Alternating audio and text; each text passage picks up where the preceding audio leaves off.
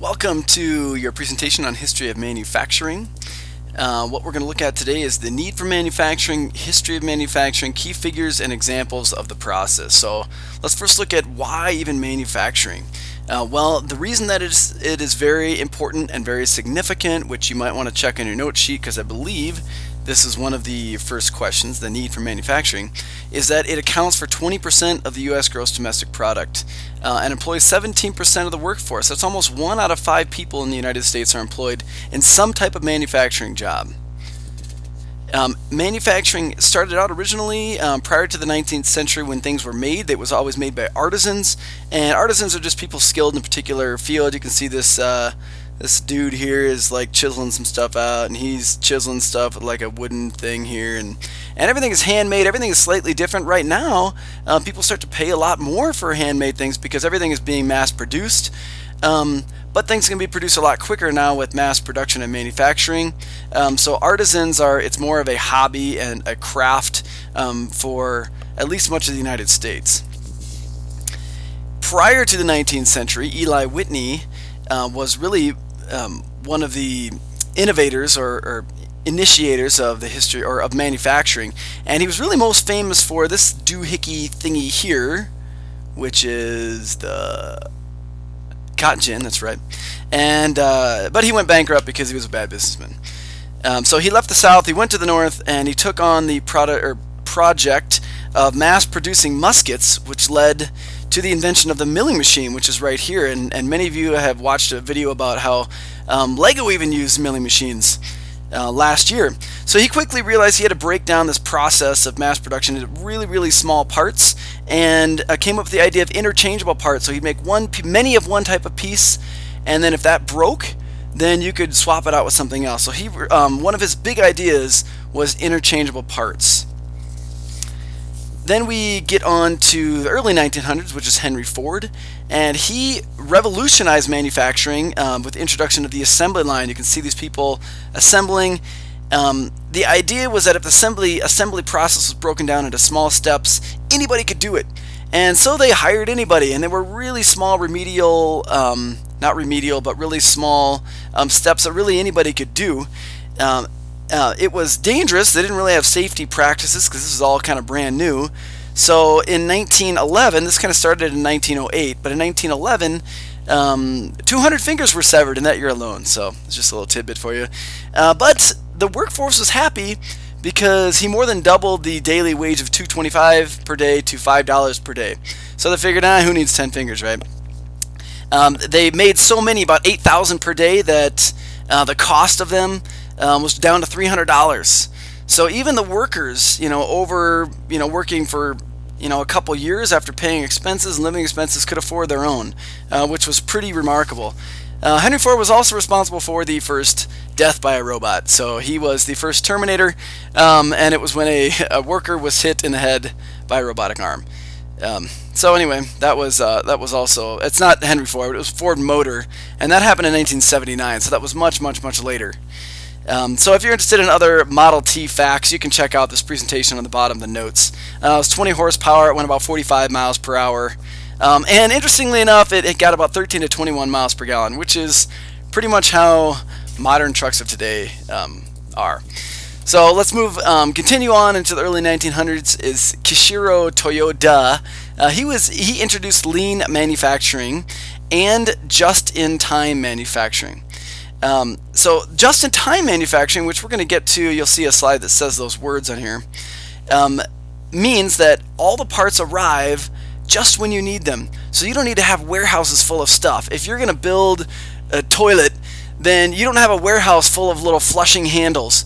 A truck delivers them all the day that you're building them. So if you're going to manufacture 2,000 toilets, or I don't know, 200 toilets in a day, then the truck comes that morning with 200 levers. If you're doing 200 toilets, and you just use them all up. That's just-in-time manufacturing.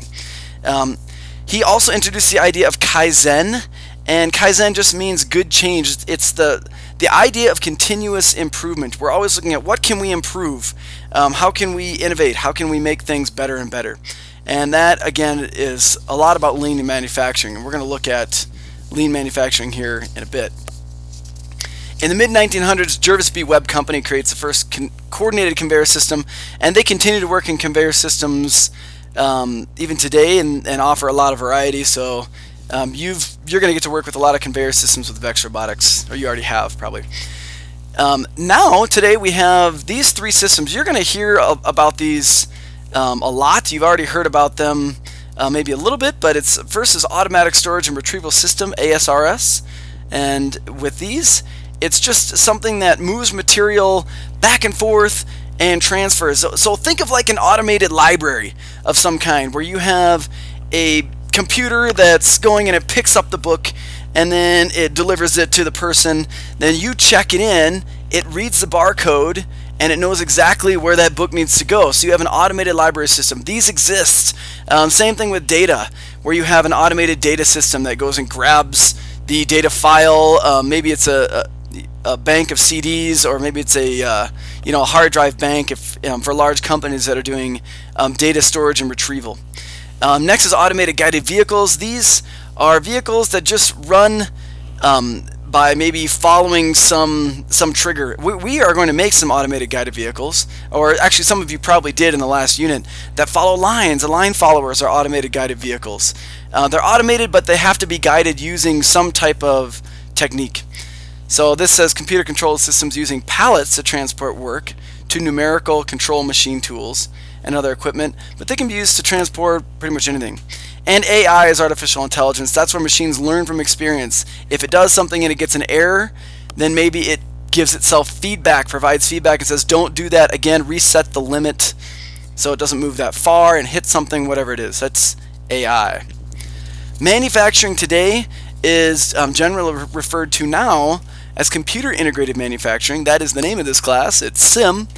And in most manufacturing companies, you have a company-wide management philosophy for planning, integration, and implementation of automation. And this is called the Manufacturing Enterprise Wheel.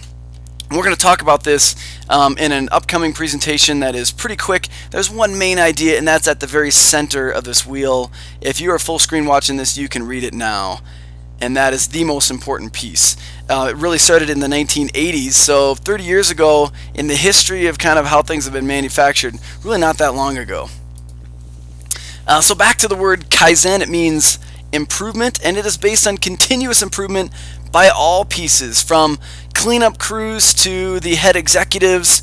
Everyone is looking at how can we improve, how can we make our job more efficient, make it better. That is Kaizen. And a flexible manufacturing system is something that adapts to a changing need. If you want to manufacture more than one type of item, let's say you're manufacturing toys for McDonald's play sets, and they're maybe little plastic cars, but they're different colors. So maybe to manufacture these, if robots are attaching wheels, robotic arms are attaching wheels to this, and maybe there's different size wheels or there's different colors, then flexible manufacturing code would load into the robot and would say, okay, now that we've manufactured 100 with small wheels, now we're going to pick up wheels from another bin that are a little larger and manufacture it and apply those wheels. Or maybe it's sprayed with some type of paint, although they don't really do that with McDonald's toys because kids eat them and get sick and die. We don't want that, so they're now usually molded solid color plastic. But let's say you have an item that needs to be painted. Maybe you need 3,000 of them that are red, so they're painted red, and then the code is counting. Once 3,000 hits, we have a different color that we spray them with. So that is flexible manufacturing, and it can increase productivity by a lot. This is up to 50%, because you don't have to stop the line. A person doesn't have to be involved. It's just counting units where it makes its change. Just-in-time manufacturing, we've talked about this. Objects arrive just when they're needed. Toyota production system this applies to automotive manufacturing. It began in the 1980s to make manufacturing more productive, and the idea is this employs a lean production strategy. So all of these things, which is really largely what lean manufacturing is. We don't really need to talk too much about TPS per se, but lean manufacturing is just a systematic elimination of waste. How can we get rid of the things we don't need and make everything a lot more efficient and productive? And let me look at your questions here. So far we're looking pretty good. So again, I think we just covered the core philosophy of lean manufacturing. That's kind of right in here. And the last thing that we're going to take a look at is Six Sigma. Six Sigma indicates measures of quality for near perfection. If you produce fewer than 3.4 defects per 1 million opportunities, you have reached Six Sigma. And the sigma is a standard deviation. So 6 standard deviations from average. And you can talk with some of your math teachers about, oh, what's standard deviation mean, Mr. or Mrs. Math? And they'll probably tell you what it means, and that can be a great discussion about how that applies to Six Sigma. So 6 standard deviations back is 3.4 defects per million. And in order to reach that, you really have to identify and correct what's causing the defects. So you're always looking at trying to improve, continuous improvement. You really have to look again at what's causing this to do it. That is the goal of most manufacturing, is to reach Six Sigma. So you may hear, how can we reach Six Sigma? Somewhere in your life, someone is going to be talking about that. Almost guarantee it. And finally, we look at manufacturing of today is using rapid prototyping. We have some of them. And the ones that we have are fused deposition modeling. It's using plastic and putting plastic down. 3D printing that's what we call them. Selective laser sintering and stereolithography. We're going to look at videos of how those work later on. A work cell is in a group of manufacturing pieces all connected together. And in our milling room, we have the mill and we have a robotic arm. We may also include a sander. That would be a work cell where everything is kind of all next to each other, where they can be working sort of together, even with a human moving them side to side or with a robot. And finally, a work envelope is just the range of motion of a robot. Robots can't go forever. They can't get up and walk, or well, some can. But for manufacturing, our milling machine has a work envelope. It can only go so far in the X direction, and the Y direction, and the Z direction. And that's its work envelope, the entire range of motion. The robotic arm that we have in the milling room is the same thing.